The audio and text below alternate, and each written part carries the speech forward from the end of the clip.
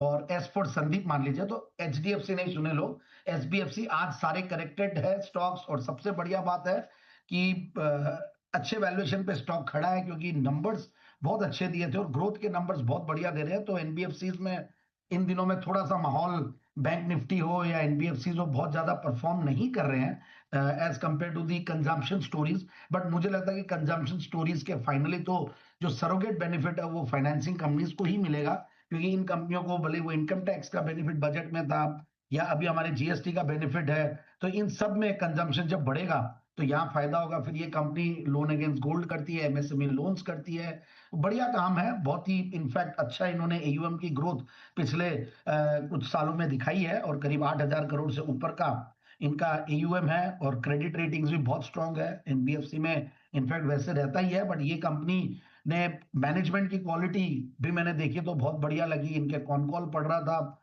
तो इनके जो जीएनपीएज हैं और क्रेडिट कॉस्ट है, इन सब में भी इन्होंने काफी कंट्रोल रखा है। और आगे भी मुझे लगता है कि आने वाले दिनों में और बेहतर होगा, क्योंकि जिस तरीके से रेट कट्स हुई है तो इन कंपनियों को भी फायदा तो पहुंचेगा ही।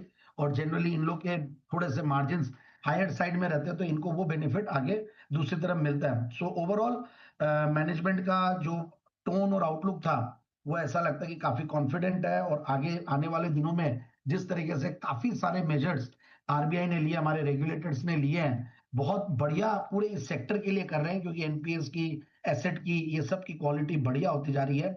अब मैं फंडामेंटल्स में देखूं तो मुझे प्रॉफिट की कैगर बहुत बढ़िया लगी। 75% से कंपनी की प्रॉफिट की कैगर बढ़ी है, सेल्स की करीब 35-36% के लगभग बढ़ी है। और ये स्टॉक मतलब इनफैक्ट क्वार्टरली रिजल्ट्स भी बहुत बढ़िया दिया। एक बार मैं रिजल्ट्स के पहले, रिजल्ट्स एनालाइज करने के पहले ये बता दूं, जो टारगेट्स है वो 130 से 40 के टारगेट्स हैं और अपने हाइज से आज करेक्ट हुआ है 120 के लगभग, अभी हाइज बना के 110 के लगभग है। आउट परफॉर्मेंस जबरदस्त दिया है। और क्वार्टरली रिजल्ट जैसा मैंने कह रहा था कि 80 करोड़ के सामने 101 करोड़ का पैट है जून 2025 में। और इनफैक्ट प्रोमोटर्स तो स्ट्रांग मैंने बता ही दिया, प्रोमोटर्स की अच्छी शेयर होल्डिंग के अलावा इनफैक्ट एफआईआईज भी बहुत बढ़िया होल्ड करते हैं, करीब 24-25% के लगभग वो लोग होल्ड करते हैं।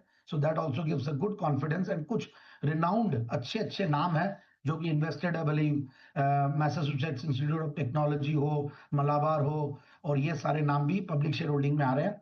सो आई फील कि इस स्टॉक को इस लेवल पे लिया जा सकता है। काफी दिनों तक ये बिलो 100 ट्रेड करता रहा और इस बार आउट परफॉर्मेंस दिया, और अब वापस से थोड़ा मार्केट्स के करेक्शन की वजह से करेक्ट होता है, तो I think it's a good opportunity. So मतलब ये मान के चलिए कि 99 से 105 का लेवल है, जो कि बहुत अच्छा एंट्री पॉइंट होगा।